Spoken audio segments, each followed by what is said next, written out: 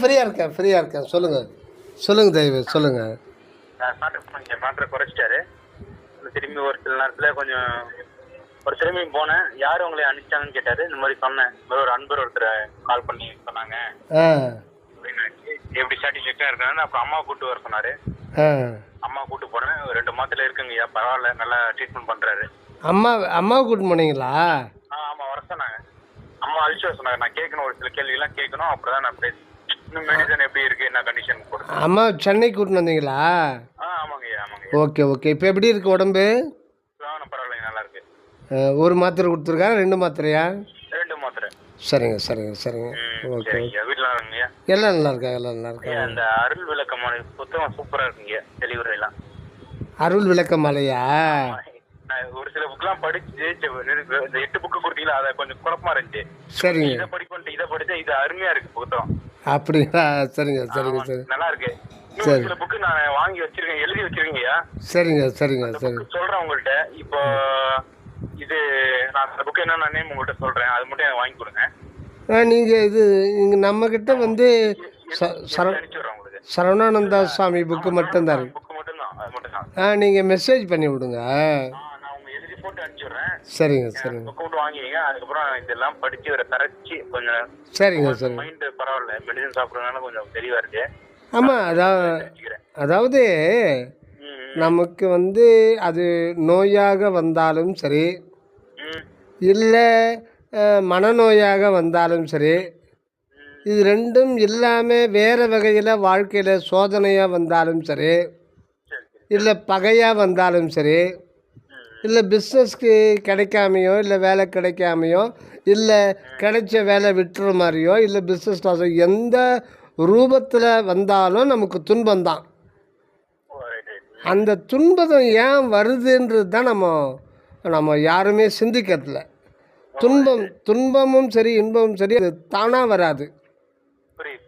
ஏன்னா நம்ம யாரும் தானாக வரல, நாமளாக வரல, அது தானாக வந்திருக்கு. ஏதோ ஒரு சக்தி, நாம் அறியாத சக்தி, நம்ம சிற்றறிவுக்கு எட்டாத ஏதோ ஒரு சக்தி நம்ம கண்ட்ரோல் பண்ணிக்கிட்டு இருக்குன்றது நம்ம யாருமே உணர்தில்லை. நான் பிறந்தேன் அப்படின்னு சொல்கிறோம். நானாக பிறந்தோம்? இப்போ வள்ளல் பெருமான் வந்து வருவிக்க உற்றேன் அப்படின்னு ஒரு பாட்டு பாடுறார். அதாவது அகத்தே கருத்து புறத்தே வெளுத்த சகத்தவர்ன்றார். ஏன் அப்படி சொல்கிறாரு? அகம் புறம்னு 2ஆக பிரிக்கிறார். அகம்ன்றது நம்முடைய சுயம், புரியுதுங்களா? நம்முடைய இன்னர் செல்ஃப்ன்றது நான் சொல்கிறோம் இல்லையா? எதை நாம் நானுன்னு சொல்கிறோன்னு தெரியாமையே நாம் நானுன்னு இருக்கோம் இல்லைங்களா? அந்த சுயத்தை வந்து நாம் அறியாத வரையில் நாம் இந்த இன்ப துன்ப வாழ்வுக்கு உட்படுத்தப்பட்டு தான் இருப்போம். நம்ம எல்லாருமே இங்கு வருவிக்க உற்றவர்கள் தான், நாமளாக வரல. ஹலோ, புரியுதுங்களா? நாமளாக ஒரு ப்ரீ பிளானிங் பண்ணியிருக்குமா, இங்கே வரணும், இன்னாருக்கு மகனாக பண்ணணும்னு சொல்லிட்டு முன்திட்டம் ஏதாவது தீட்டணுமா? இல்லை. இதெல்லாம் வந்து ஒரு திடீர்னு நடந்து விட்ட எதிர்பாராத ஒரு நிகழ்வு தான் நம்ம பிறப்பு அப்படின்னு நாம் நினச்சிக்கிட்டு இருக்கோம். அதுவும் உண்மை கிடையாது. ஆக நம்ம இல்லாமல் இருக்கிற ஒன்று திடீர்னு வந்துட முடியாது. அதே மாதிரி இப்போ இருக்கிற ஒன்று எக்காலம் இல்லாமல் போகிற நிலைக்கு போகவும் முடியாது. ஆக நம்முடைய கண்ணாலோ காதாலோ மனதால் நினைக்கிற ஒருத்தன் வந்து இவன் பிறந்தான், இவன் இறந்தான் அப்படின்னு சொல்கிறோம் இல்லைங்களா? அது முற்றிலும் பொய். இந்த பிண்டம் பிறந்தது, பிண்டமாக பிறந்தோம். பிண்டத்திலிருந்து ஏதோ ஒன்று பிரிந்து விட்டது. அதனால் பேரினை நீக்கி பிணம் என்று பேரிட்டு அதுக்கு பண்டம் என்கின்ற பிணமாக பேர் வச்சு இப்போ அதுக்கு பிண்டம் கிடையாது, அது வெறும் பொருள் தான், பண்டம் தான். எல்லா பொருளையும் வச்சுட்ருக்கலாம். ஆனால் இந்த பிணம் என்ற பொருளை வச்சுட்டு இருந்தால் நாத்தடிக்கும் இல்லையா? கொண்டு போய் வச்சிடுறாங்க. ஒருத்தர் சமாதி சமாதியில் பார்க்குறோம் கோசலை ராமன். இவன் வந்து தோற்றம் 1964, மறைவு 2025ன்னு போடுதுன்னு வைங்க. அது பொய், அது முற்றிலும் பொய். இது வந்து தான் சைவாகம் சொல்லுது, இல்லது வாரா உள்ளது போகா, இல்லாதத ஒன்று புதிதாக வந்துவிட முடியாது, இருக்கிற ஒன்று ஒருபோதும் இல்லாமல் போகாது. இது வந்து இயற்கையான விதி. இதுக்கு ஒரு உதாரணம், ஒரு சின்ன உதாரணமே சொல்லலாம். இந்த உலகம் எதனால் ஆனது? பிரபஞ்சம் பஞ்சபூதங்களால் ஆனது. ஒரு பூதத்தை எடுத்துங்க, பஞ்சபூதம். தண்ணி எடுத்துங்க, நீர் எடுத்துக்குவோம். ஆமா. தண்ணி எதனால் ஆனது? தண்ணி சயின்டிஃபிக்கா பார்த்தா அது சொல்றாங்க, இந்த ஹைட்ரஜன் பிளஸ் ஆக்சிஜன் சயின்டிஃபிக்காக தான் சொல்லணும் எதையுமே. இப்போ வந்து ஆக்சுவல் ஆசிட்டிஸ் நான் தான் சொல்லணும். H2O, 2 ஹைட்ரஜன் அணுக்களை ஒரு ஆக்சிஜன் இணை இணைத்து கொள்கிறது. அதனால் அது H2Oவாக மாறுது. இணைத்து கொண்ட பிறகு தான் நம்ம அதை கண்ணால் பார்க்க முடியும். அப்போ காற்று, ஆமாம், காற்று பூதம் தான் நீர் பூதமாக மாறுது. 2 வகையான காற்றுகள் இணைகின்ற பொழுது அது வந்து நீர் பூதமாக மாறுது. கடல், ஆறு, நீர்வீழ்ச்சி, ஏரி, குளம், கொட்டை எல்லாம் கிணறு முதல் கொண்டு. இப்போ ஒன்று வேணாம், நம்ம ஒரு விஷயத்துக்கு வருவோம். ஒரு டம்ளர் தண்ணி எடுத்துக்கிறீங்க. சித்திரை மாதம் வெயில், கோடை வெயில், நல்லா 1 மணிக்கு உங்கள் வாசல் முகப்பு சிமெண்ட் தரையில் வெயில் கால் வைக்க முடியல. ஒரு டம்ளர் தண்ணி ஊற்றுறீங்க, என்ன ஆகும்? ஒரு நிமிஷத்தில் என்ன ஆகும்னு கேட்குறேன். தண்ணி சுடுதண்ணி நான் பச்சை ஊற்றுறேன், கொஞ்சம் சூடு அதிகமாகலாம். இல்லைங்க, நான் சொல்கிறத புரிஞ்சுங்க. நல்ல சித்திரை வெயில், கோடை வெயிலுக்கு கால் வைக்க முடியல. உங்கள் தெரு சிமெண்ட் தெரு அப்படியே கொதிக்குது. கால் செருப்பு போட்டாலும் கால் கொதிக்குது. அந்த மாதிரி இருக்கு. நீங்கள் ஒரு டம்ளர் தண்ணி ஊற்றுறீங்க, 1 நிமிஷத்தில் அது என்ன ஆகும்? அந்த தண்ணி என்ன ஆகுது? அது என்னவா மாறுது? அந்த H2O என்னவா மாறிடுது? இந்த பாண்ட் அந்த ஹீட்டுக்கு பாண்டு உடஞ்சிரும். குளிர்ச்சிக்கு மேகத்தில் வந்து பாண்டு இணையும். மேகத்தில் எப்படி ஃபார்ம் ஆகுது? அந்த தனித்தனியாக இருந்தது அயனிகள் மூலமாக அது ஒன்றா இணையுது. அது குளிர்ச்சியில் அது தண்ணியாக வந்தது. இப்போ ஹீட்டு குறிப்பிட்ட அளவுக்கு மேலே ஹீட்டு ஃபார்ம் ஆகிடுச்சோன்னா அந்த பாண்டு உடஞ்சி போகுது. உடஞ்சி போய் தனித்தனியாக பிரிஞ்சிடுது. இப்போ அது எங்கே போகுது? திருப்பி வானத்துக்கு போயிடுது. திருப்பி மழையாக வரும். மழையாக வந்துச்சு, ஒரு செடிக்கு விட்டோம்னா செடியினுடைய அதில் கலந்து அதனுடைய தண்டாகவோ இலையாகவோ கூட அது சில காலம் வாழும். அதனுடைய உடல் உறுப்பில் அது வாழ ஆரம்பிக்கும். ஆனால் ஒருபோதும் அந்த ஹைட்ரஜன் அணுவோ ஆக்சிஜன் அணுவோ ஒருபோதும் அழியாது, அழிக்கவும் முடியாது. அது அழிக்க முடியாது.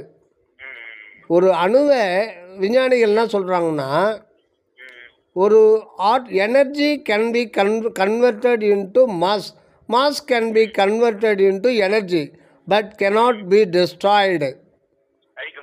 அழிக்க முடியாதுன்றாங்க. அது விஞ்ஞானிகள் 1 கோடி விஞ்ஞானிகள் சேர்ந்து ஒரே ஒரு ஹைட்ரஜனை அழிக்க முடியுமான்னு அழிக்க முடியாது. அதை 2ஆக உடைச்சி அழிக்க தொடங்கினா அது திருப்பி ஹீலியமாக மாறி போயிடும்.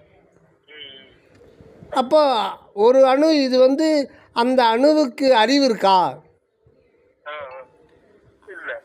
அறிவில்லாத அணுவே எப்பொழுதும் இருக்குதுன்னா, அறிவு உடைய நம்ம அந்த மனிதன் அறிவு என்கின்ற ஒரு ஸ்பேஸ் அணு.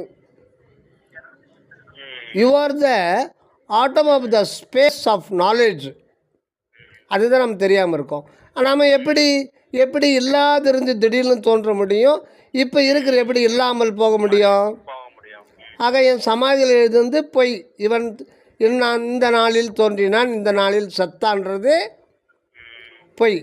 அப்போ நம்ம என்றும் உள்ளவர் தான் நீங்களும் சரி நானும் சரி. ஏன்னா மெய்ப்பொருள் என்றும் உள்ளது.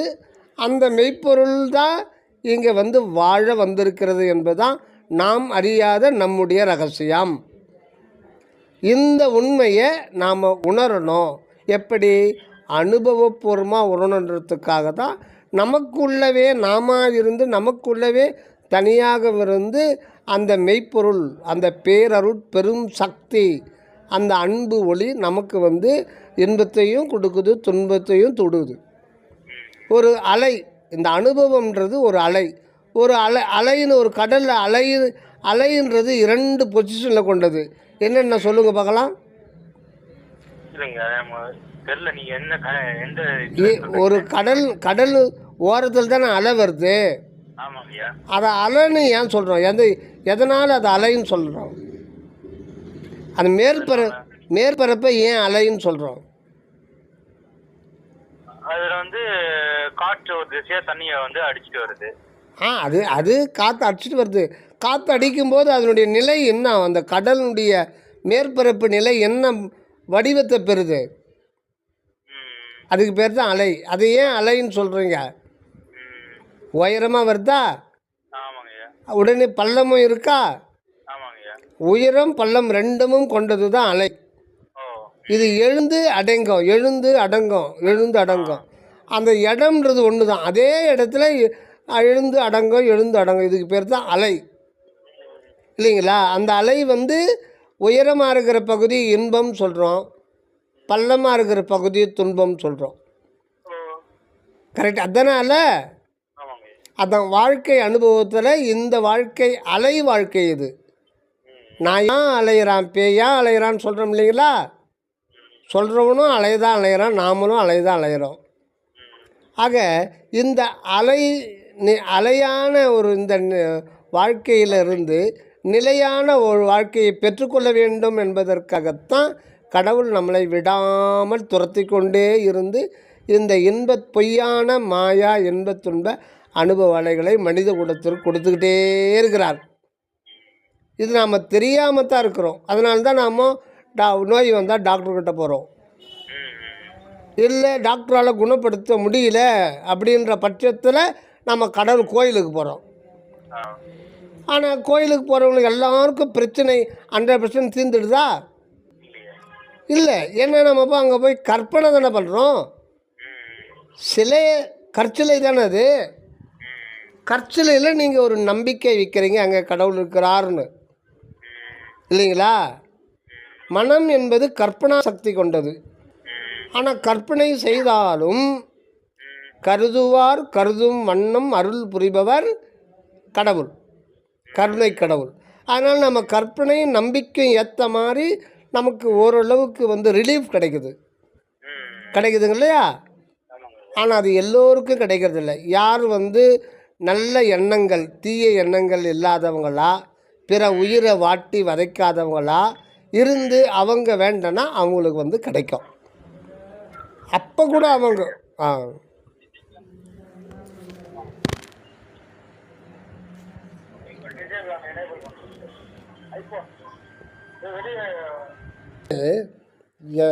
எந்த ஒரு துன்பம் அது எந்த ரூபத்தில் வந்தாலும் அது வந்து இறைவன் கொடுக்கறது. அது தானாக வருது. ஏன்னா நாமளும் தானாக தான் வந்தோம், நாமளாக பிளான் பண்ணாமல். ஸோ நமக்கு பின்னாடி ஒரு கண்காணிப்பு கேமரா, அது அறிவும் அருளும் கொண்ட ஒரு கண்காணிப்பு கேமரா, கண் என்ற ஒன்று உண்டு. அதுக்கு தான் கதிக்கு வழிகாட்டுகின்ற கண்ணே பாடுறாரா வரலாறு. அருள் விளக்க மாலை தான் நினைக்கிறேன். கண்ணுன்னு தானே பாடுறாரு. ஹலோ, கண்ணுன்னு தானே பாடுறாரு.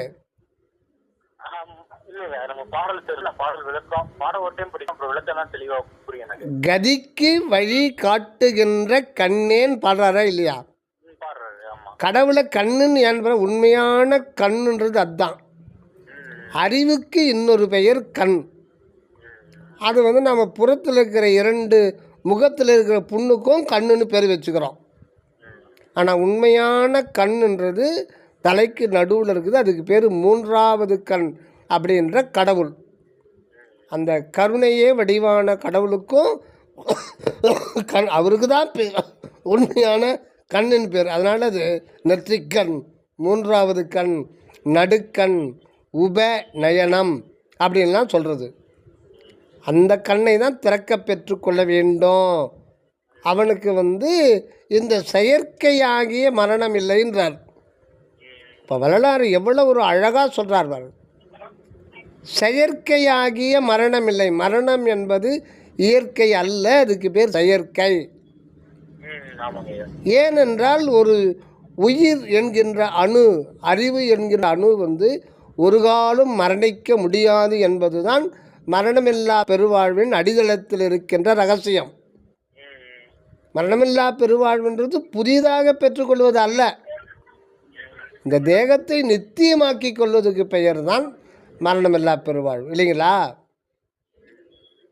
சரி, அதனால நம்ம ஒரு நோய் வருது அப்படின்னா நம்ம திருந்த வேண்டும்ன்றதுக்காகத்தான் நாம் இருக்கு. அது நோய் வருது, அது சதா மருத்துவரையே நாடிக்கொண்டு இருந்தால் அப்புறம் அவர் நோயை ஏன் கொடுக்குறார்ன்ற காரணத்தை நாம் அறியாத போகும்போது அடுத்து இந்த நோய் தீர்ந்து போனாலும் வேறு ஒரு நோய் வரும். நோயே நோய் நாடி நோயின் முதல் நாடி அப்படின்றார் இல்லைங்களா? ஒரு இப்போ அலோபதி டாக்டர்கிட்ட போனீங்கன்னா ஒரு நோய் அதை எக்ஸ்ரே ஸ்கேன்லாம் பார்த்து அது எதனால் வருதுன்னு சொல்லிட்டு அதை மாதிரி கட் பண்ணி எடுக்கிறதோ மாத்திரை கொடுக்குறதோ சரி பண்ணுறான். ஆனால் அது எதனால் வந்ததுன்னு சொல்லிட்டு அலோபதியில் இது பண்ண மாட்டான். சித்தாவில் நீங்கள் சொல்லுவீங்க, எனக்கு ஐயா எனக்கு மூளை இருக்குது, ரத்த மூளை ப்ராப்ளம்லாம் சொல்லுவீங்க. அவங்க நாடி பார்த்து அது ஏன் வருது, உங்கள் உணவு முறையில் என்ன மாற்றம், ஒழுக்கத்தில் என்ன மாற்றம் மண்டலம் கண்டுபிடிச்சி உள்ளுடம்புக்கு மருந்தும் சேர்த்து கொடுப்பாங்க. அலோபதியில் உள்ளுடம்பு கிடையாது, மேலே இருக்கிற உடம்புக்கு தான். ஆனால் இது டெம்பரவரி சொல்யூஷன் தான். சித்தா தான் பர்மனெண்ட்டான ஒரு சொல்யூஷன் கொடுக்கும். ஆனாலும் எந்த மருந்து எடுத்தாலும் அது இறைவனுடைய அருள் இருந்தால் தான் அது ஏகதேசம் ஒரு பார்சியலாக குணமாக வருதோ, பர்மனெண்ட்டாக நீங்கிறதோ. பர்மனெண்ட்டாக நீங்கினாலும் நாம் நம்மை அறியலைன்னா இன்னொரு வியாதி வரும். ஆக இப்படி தான் அது ஒரு தொடர்கதையாக போயிட்டுருக்கோம்.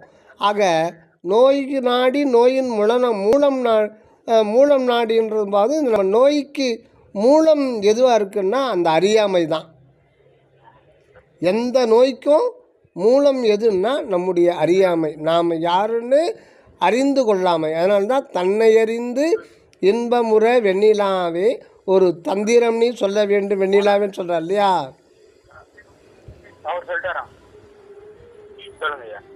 சொல்கிறாரே இல்லைங்களா? தன்னை அறிந்து இன்பமுறை வெண்ணிலாவே ஒரு தந்திரம் நீ சொல்ல வேண்டும் சொல்கிறார் இல்லைங்களா? உங்கள் கவனம் வேறு எங்கேயோ இருக்குன்னு நினைக்கிறேன். சரி, அதான் தன்னை அறியா என்னை தன்னை அறியா என்னை இன்னல் உறச் செய்தாயே என்றார். தகுமோ தகுமோ முறையோ முறையோ. தன்னை அறியலைன்னா அதை அறிகிற வரையில் இன்னல் கொடுத்துக்கிட்டு இருப்பார்ன்றத வல்லாறு வெளிப்படையாக சொல்லிடுறார். நமக்காக தான் சொல்கிறார்.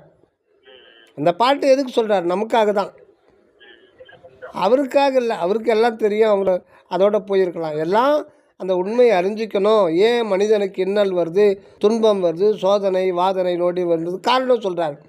தன்னை அறியா என்னை இன்னலுறச் செய்தாயேன்னா இந்த உலக வாழ்க்கையில் உடல் ரீதியான துன்பம், உயிர் ரீதியான துன்பம், மனம் ரீதியான துன்பம்லாம் கொடுத்துக்கிட்டு தான் இருப்பார் ஆண்டவர். அதே நேரத்தில் இன்பத்தையும் கொடுப்பார். ரெண்டுத்தையும் மாற்றி மாற்றி கொடுப்பார். அலை மாதிரி, டாப்பு பாட்டம், மேடு பள்ளம், இந்த மாதிரி. இதுதான் அலை வாழ்க்கை, அலைநிலை வாழ்க்கை. ஆக நிலையான வாழ்க்கை வேணும் அப்படின்னா இந்த அலை வாழ்க்கையிலேருந்து விடுபடணும்னா நாம் நம்மை அறிந்து கொள்ள வேண்டும். தன்னை அறிந்து இன்பமுறை வெண்ணிலாவே ஒரு தந்திரம் நீ சொல்ல வேண்டும் வெண்ணிலாவே. ஆமாம், இதுதான் நோய். திருவள்ளுவர் சொல்லுவார், நோய்க்கு மருந்து பிற.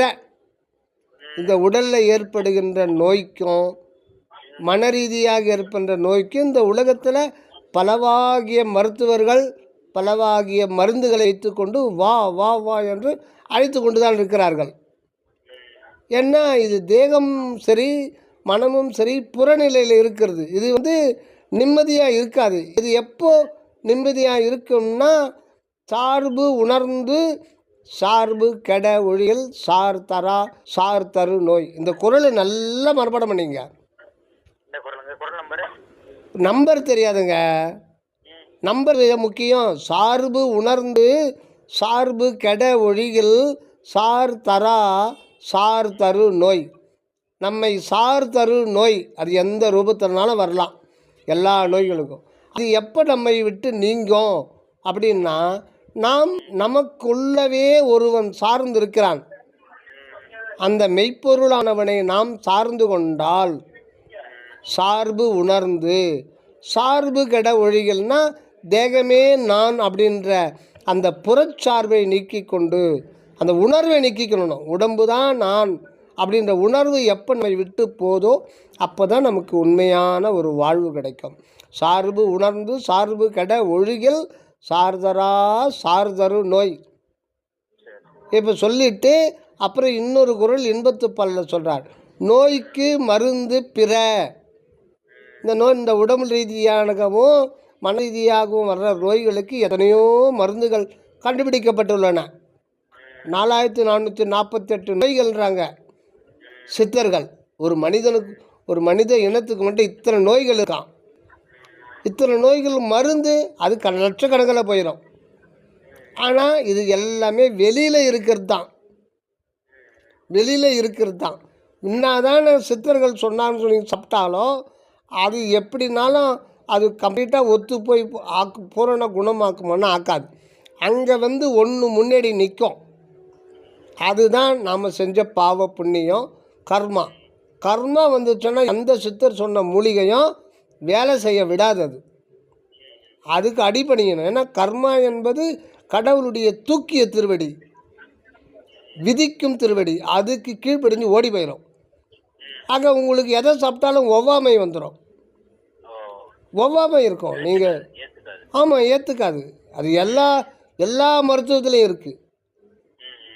அதனால் நீங்கள் எங்கே போனாலும் அங்கே கடவுளுடைய அருள் இருந்தால் தான் அது ஒர்க் அவுட் ஆகும். அதனால் இவர் சொல்லிட்டாரு, இந்த சித்தர் சொல்லிட்டாரு, தேரை சித்தர் காரை சித்தர்னு சொல்லிட்டாரு, சாப்பிட்டா சரியாக போயிடும்னா நிச்சயமாக சரியாக போகாது. அங்கே அருள் நிற்கணும், உங்களுக்கு துணை செய்யணும், அப்போ தான் இருக்கும். அதனால தான் நோய்க்கு மருந்து பிற. இது என்ன ஏன் பிறன்னா இவைகள் எல்லாம் புறமருந்துகள். அப்புறம் மண் அணி எழி தன்னோய்க்கு தானே மருந்து. இந்த நோயெலாம் ஏன் ஏற்படுது, யாருக்கு ஏற்படுதுன்னா இந்த மண் அணி இழை என்கின்ற ஆன்மாவாகி இந்த பெண்ணுக்கு இந்த நோய் ஏற்படுது. ஏன்னா அவளுக்கு அந்த ஆணவ மனம்ன்ற நோய் அங்கே இருக்கிறதுனால அந்த நோயை எடுக்கிறதுக்காக பிற நோயை கொடுக்குறார். அந்த காலத்தில் வண்ணார்கள்லாம் துணி துவைப்பாங்க ஆற்றுல. 100 வருஷத்துக்கு முன்னாடியெல்லாம் அவங்க சோப்பு எடுத்து போவாங்களா, ரின் சோப் சர்ப் சோப்பு, வெறும் மூட்டை கட்டிக்கிட்டு அழுக்கு மூட்டை கட்டு போயிடுவாங்க. என்ன பண்ணுவாங்கன்னா அந்த ஆற்று ஓரமாக அந்த ஒதுங்கி இருக்கிற இடத்துல ஒரு அழுக்கு மண் இருக்கும், அது எல்லாம் சேர்ந்துருக்கும், அந்த ஓரத்தில் ஒதுங்கிக்கும். ஆறு சுத்தமாக இருக்கும், ஓரத்தில் இருக்கிற மண்ணை எடுத்து அதை பூசி தப்பாங்களா, அது அழுக்கு தான். அழுக்க போகிறதுக்கு அழுக்கு அந்த ஊரன்னே போடுவாங்க, நல்லா வெளுத்து போயிடும். அப்போ நம்ம ஆன்மாவில் இருக்கிற ஆணவம் என்கின்ற அழுக்கு மலை எடுக்கிறதுக்காக தான் இந்த கர்மாவையும் மாயையும் கொடுத்துருக்கார். ஆக இதுக்கு நீங்கணும்னா இதுக்கு மருந்து இவளே. தன் மண் அணி இழை தன்னோய்க்கு தானே மருந்து. ஆக ஆன்மாவுக்கு ஏற்படுகின்ற இந்த புறநோய்களுக்கு மருந்து எதுன்னா அந்த ஆன்மா தான். ஆன்மாவை அறிந்து கொண்டால் எந்த நோயும் அணுகாதுன்றது. இதுதான் தன்னை அறிந்து இன்பமுற வெண்ணிலாவே, தன்னை அறி இன்பமுறு சாகாதிரு. இதுதான் வள்ளலார் சொல்கிறது. 3 வார்த்தையில் அடங்குது. தன்னை அறி இன்பமுறு சாகாதிரு. சரிங்க ஐயா, ரொம்ப மகிழ்ச்சி, ரொம்ப நன்றி. நன்றி நன்றி. வடலூருக்கா? நம்ம உடலூருக்குள்ளே தான் உண்மையான வடலூர் இருக்கு, புறத்தில் இல்லை. சத்திய ஞான சபை எங்கே பார்த்துன்னு சொல்கிற வரலாறு?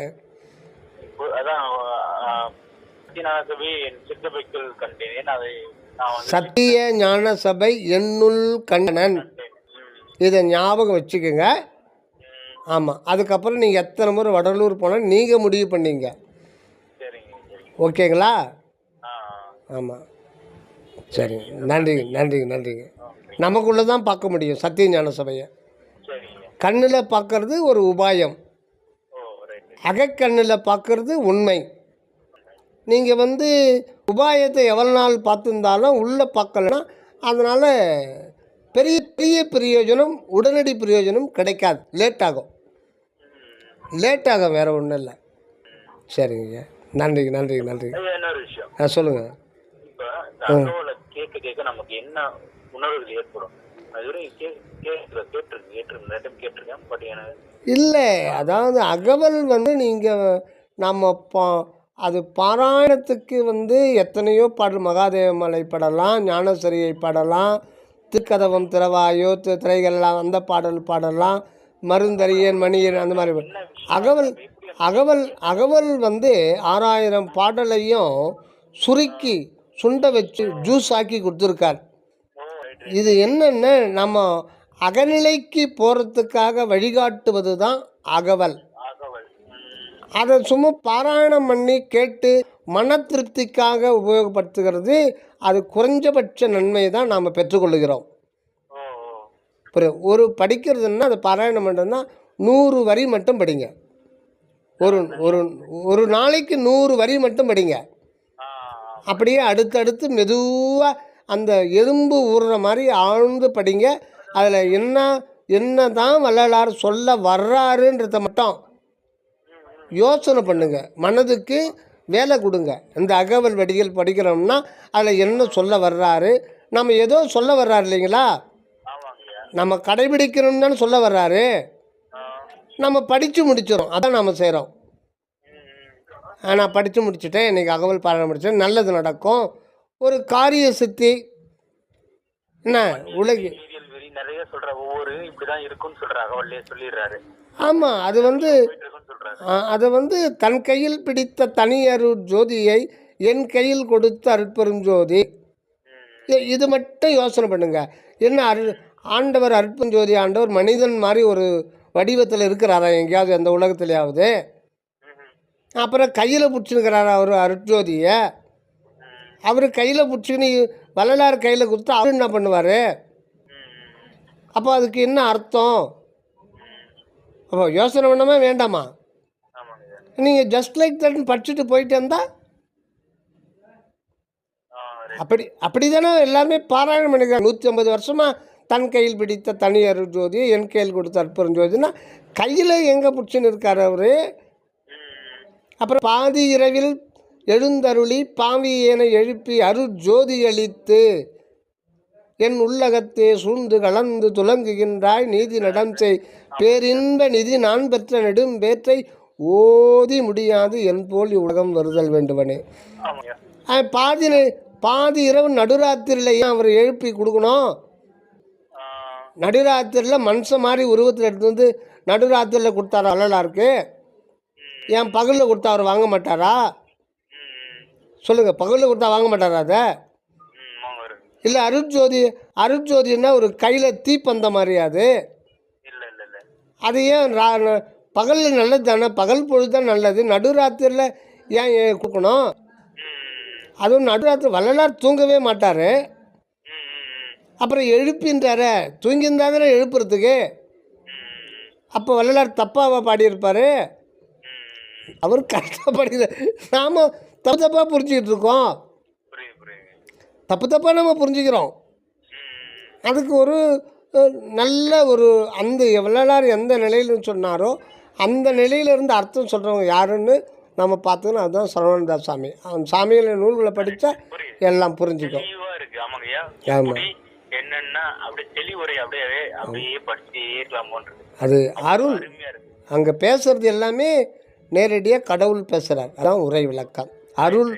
அருள் உரை விளக்கம். அது ஒருத்தர் கேட்டிருக்கேன், அவரு சொல்லியிருக்காரு. பட் எனக்கு நீங்க கொடுத்த புக்லாம் இருக்கு, அதுலயும் இருக்கு. சரி, இருந்தாலும் அவரு எப்படியோ கஷ்டப்படுவாரு அனுப்பிச்சு வர்றதுக்கு. பட் உங்கள்கிட்ட சொன்னா நீங்க கரெக்டா நீங்க பார்சல் பண்ணிடுறீங்க. சரி, எனக்கு சொல்லுங்க. நீங்கள் உங்களுக்கு வாட்ஸ்அப் அனுப்புறேன். கொஞ்ச நாள் ஆகட்டும். அன்னைக்கு உடம்பு பாத்துங்கய்யா. நான் உங்களுக்கு எப்பயே வந்தா ஃபோன் பண்றேன். மெடிசன் நல்லா இருக்கு, ஒன்றும் பிரச்சனை இல்லை. நல்லா நான் மட்டும் கொஞ்சம் அப்படியே கொஞ்சம் மைண்ட் ஒரு அப்செட்டா இருந்துச்சு, அப்படியே உடனே போயிட்டேன். சரி, நல்லா தோத்திரம் பண்ணுங்க. விடிய காலம் உட்காந்து ஒரு அரை மணி நேரமாவது தியானம் பண்ணுங்க. தியானம் பண்ணுங்க. வாட்ஸ்அப்பில் இருக்கீங்களா? இருக்குங்கய்யா. டெய்லி நியூஸை பாருங்கள். சரிங்க. அடியேன் இல்லை, பட்டு தகவல் வந்துடும் உங்களுக்கு ஆட்டோமேட்டிக்காக. சரிங்க. ஒரு ஐயா போடுவார், சரிங்க. அதை பாருங்கள். அதில் இந்த கருத்து என்ன இருக்குது சுவாமிகளுக்கு சுருக்கமாக கொடுக்குறோம். சரிங்க. நல்லா அதை பாருங்கள். ஆடியோ வரும், ஆடியோவை கம்ப்ளீட்டாக கேளுங்க. சரிங்கய்யா. சரிங்க, நன்றிங்க ஐயா. இந்த உடலுக்கு மட்டும் சொல்லுங்க. உடலுக்கு இப்ப தந்தை தந்தை சுத்தி இருப்பாங்களே, எதுங்க? அண்ணாக்குல வந்து பித்த நிற்கப்படி வெளியாக இருக்குது. கரிசலை வச்சு அது எடுத்துட்டு இருக்கேன். சரி, கரிசலாங்கண்ணியா? ஆமா. சரிங்க. உடலுக்கு என்ன நம்ம எடுத்துக்கணும்? நாம என்ன பண்ணணும்? உடலுக்கு என்ன பண்ணணும்? உடலுக்கு நல்ல சத்தான ஒரு பசும்பால் கிடைச்சா சாப்பிடுங்க, கண்டிப்பாக சாப்பிடுங்க. உணவு முறையில் பசும்பால் நைட்டில் ஒரு ஒரு ஒரு டம்ளராவது ஒரு நாளைக்கு சாப்பிட்ருங்க. அப்புறம் வந்து இந்த முக்கூட்டு சூறுன்னு அதை ரெகுலர் எடுத்துனுவாங்க. ரெகுலர் எடுத்துங்க. அதை எடுத்துக்கங்க. கீரை ஃப்ரெஷ்ஷாக கீரை கிடைக்கும்போது அது எந்த கீரைனாலும் பரவாயில்ல. பொன்னாங்கண்ணி, அரைக்கீரை, சிறுகீரை எதுனாலும் அதில் ஒரு சத்து பொருள் இருக்குங்க. முருங்கைக்காய், அவரைக்காய், கத்திரிக்காய், இந்த காய் வகைகளை நல்லா சாப்பிடுங்க. இது அடுத்தடுத்து சாப்பிட்லாம். முருங்கைக்காய், அவரைக்காய், அதுக்கப்புறம் கத்திரிக்காய், கல்யாண பூசணிக்காயெல்லாம் அது எப்போனா ஒரு முறை சாப்பிடுங்க. கொடிக்காயில் அவரைக்காய் அப்படி அடுத்தடுத்து செஞ்சுக்கலான்றார் வள்ளலார். அவரைக்காய், கத்திரிக்காய், முருங்கைக்கீரை. கீரை நைட்டில் சாப்பிடாதீங்க. அது எந்த கீரையாக இருந்தாலும் நைட்டில் சாப்பிடாதீங்க. அந்த சிறுகீரை அந்த கீரை இந்த கீரை இருந்தாலும் பரவாயில்ல, சாப்பிடுங்க. கீரையில் ஏதாவது மருந்தடிக்காமல் கீரையாக இருக்கணும், அதுதான் முக்கியம். அந்த மருந்தடிக்காத கீரையை சாப்பிடுங்க. மிளகாயை சேர்க்காதீங்க, ரொம்ப சும்மா ஒரு டேஸ்ட்டுக்காக மட்டும். மிளகு சீரகத்தை அதிகமாக போட்டுங்க. மிளகு சீரகத்தை அதிகமாக சேர்த்துங்க வாழ்க்கை. இதில் தேங்காய், பச்சை தேங்காய் இருந்தால் ஒரு சின்ன பிட்டு டெய்லி சாப்பிடுங்க.